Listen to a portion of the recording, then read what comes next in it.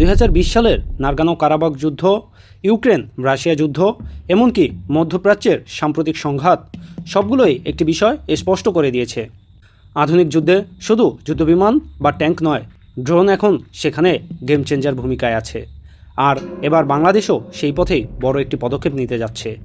জাতীয় সংসদে প্রধানমন্ত্রী তারেক রহমান জানান, উন্নত আকাশ প্রতিরক্ষা ব্যবস্থা ও সামরিক সক্ষমতা বৃদ্ধির অংশ হিসেবে বৃহত্তর বগুড়ায় একটি মনুষ্যবিহীন আকাশযান বা ড্রোন কারখানা স্থাপনের কার্যক্রম শুরু হয়েছে।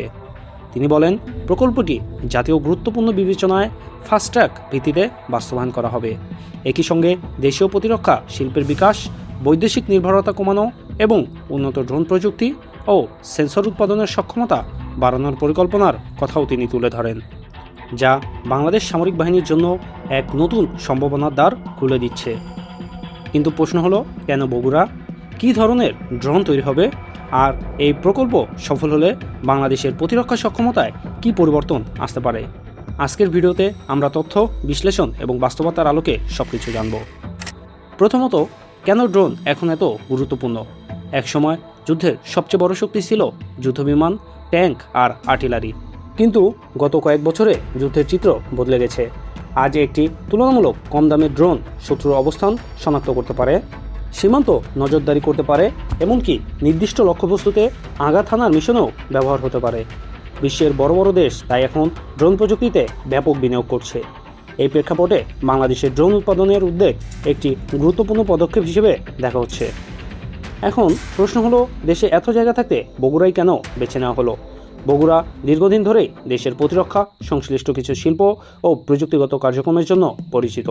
এছাড়া উত্তরাঞ্চলে শিল্প অবকাঠামো সম্প্রসারণের দিক থেকেও এই অঞ্চলের কৌশলগত গুরুত্ব রয়েছে। এখন সরকারের উদ্যোগে কী ধরনের ড্রোন তৈরি হতে পারে, এটাই সবচেয়ে বড় প্রশ্ন। সরকার এখনও আনুষ্ঠানিকভাবে কোনো নির্দিষ্ট মডেলের নাম প্রকাশ করেনি, তবে বর্তমান চাহিদা বিবেচনায় সম্ভাব্যভাবে যেসব ধরনের ড্রোন গুরুত্বপূর্ণ হতে পারে সেগুলো হলো নজরদারি বা আইএসআর ড্রোন, সীমান্ত পর্যবেক্ষণ ড্রোন, দুর্যোগ ব্যবস্থাপনায় ব্যবহৃত ড্রোন, প্রশিক্ষণ ও গবেষণার জন্য ড্রোন। ভবিষ্যতে প্রযুক্তিগত সক্ষমতা বাড়লে আরও উন্নত প্ল্যাটফর্মের দিকেও যাওয়ার সুযোগ তৈরি হতে পারে, তবে এটিকে এখনই নিশ্চিত তথ্য হিসেবে বলা যাবে না। কেন এটি বাংলাদেশের জন্য এত গুরুত্বপূর্ণ? এই প্রকল্প সফল হলে বাংলাদেশের জন্য সম্ভাব্য কিছু বড় সুবিধা হতে পারে। প্রথমত, দেশীয় প্রযুক্তি উন্নয়নের সুযোগ বাড়বে। দ্বিতীয়ত, প্রকৌশলী ও প্রযুক্তিবিদদের জন্য নতুন কর্মক্ষেত্র তৈরি হতে পারে। তৃতীয়ত, সামরিক বাহিনীর ওপর দীর্ঘমেয়াদে কিছু ক্ষেত্রে বিদেশি সরঞ্জামের ওপর নির্ভরতা কমানোর সুযোগ সৃষ্টি হতে পারে। সবচেয়ে বড় কথা, প্রতিরক্ষা শিল্পে নিজস্ব সক্ষমতা ধীরে ধীরে শক্তিশালী করার একটি বৃদ্ধি হতে পারে। এখন সবচেয়ে গুরুত্বপূর্ণ প্রশ্ন, এই ড্রোনগুলো কারা ব্যবহার করবে? যদি প্রকল্পটি পরিকল্পনা অনুযায়ী এগিয়ে যায়, তাহলে বাংলাদেশের 3 বাহিনী এই সুবিধা পেতে পারে। বাংলাদেশ সেনাবাহিনী সীমান্তে নজরদারি, সন্ত্রাসবিরোধী অভিযান এবং রিকনাইসেন্স মিশনে ড্রোন ব্যবহার করতে পারে। বাংলাদেশ নৌবাহিনী সমুদ্রসীমা পর্যবেক্ষণ, মাছ ধরার জাহাজ শনাক্তকরণ এবং সন্দেহজনক নৌযান পর্যবেক্ষণে ড্রোনের ব্যবহার বাড়াতে পারে। আর বাংলাদেশ বিমান বাহিনীর ক্ষেত্রে ড্রোন ব্যবহার হতে পারে প্রশিক্ষণ, গোয়েন্দা তথ্য সংগ্রহ এবং বিভিন্ন নজরদারি মিশনে। অর্থাৎ একটি সফল ড্রোন শুধু একটি বাহিনীর জন্য নয়, পুরো প্রতিরক্ষা ব্যবস্থার জন্যই গুরুত্বপূর্ণ হতে পারে। বিশ্বের বড় বড় দেশগুলো যেমন যুক্তরাষ্ট্র, তুরস্ক, চীন, ইসরায়েল নিজেদের ড্রোন প্রযুক্তি তৈরি করছে। বিশেষ করে তুরস্কের বাইরাক্টার টিভিতে দেখিয়েছে, একটি দেশ নিজস্ব প্রযুক্তি তৈরি করতে পারলে আন্তর্জাতিক বাজারেও জায়গা করে নিতে পারে। বাংলাদেশের অবস্থান এখন সেই পর্যায়ে নয়, তবে নিজস্ব গবেষণা, উৎপাদন ও দক্ষতা তৈরি করতে পারলে ভবিষ্যতে ধাপে ধাপে সক্ষমতা বাড়ানো সম্ভব। আর এই কারণেই অনেক বিশ্লেষক মনে করেন, ড্রোন উৎপাদনে দেশীয় সক্ষমতা তৈরি করা দীর্ঘমেয়াদে গুরুত্বপূর্ণ হতে পারে। এখন এই পরিকল্পনায় সবচেয়ে বড় চ্যালেঞ্জ আসলে কোথায়? বাস্তবতা হলো, একটি কারখানা নির্মাণ করাই সবচেয়ে কঠিন কাজ নয়। আসল চ্যালেঞ্জ শুরু হবে এরপর। কারণ একটি আধুনিক ড্রোন তৈরির জন্য দরকার উন্নত ফ্লাইট কন্ট্রোল সফটওয়্যার, উচ্চমানের সেন্সর, নিরাপদ ডেটা লিঙ্ক, বিশ্বস্ত ইঞ্জিন এবং দক্ষ প্রকৌশলী।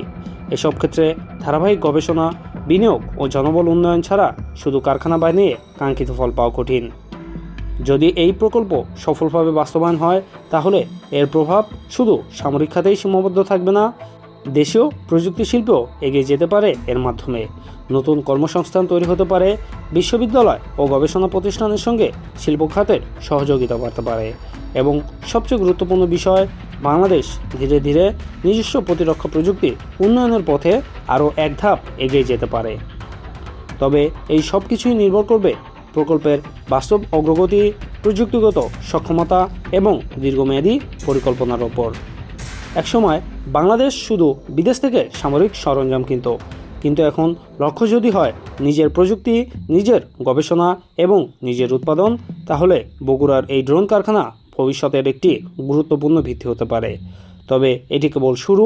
প্রকৃত সাফল্য নির্ভর করবে প্রকল্পটি কতটা কার্যকরভাবে বাস্তবায়িত হয় এবং দেশ কতটা প্রযুক্তিগত সক্ষমতা গড়ে তুলতে পারে। আপনার কি মনে হয়, বাংলাদেশ কি একদিন নিজস্ব ড্রোন প্রযুক্তিতে শক্তিশালী অবস্থান তৈরি করতে পারবে? আপনার মতামত কমেন্টে জানাতে ভুলবেন না। সবাই সুস্থ থাকুন, ভালো থাকুন, আশেপাশের সকলকে ভালো রাখার চেষ্টা করুন। আল্লাহ হাফেজ।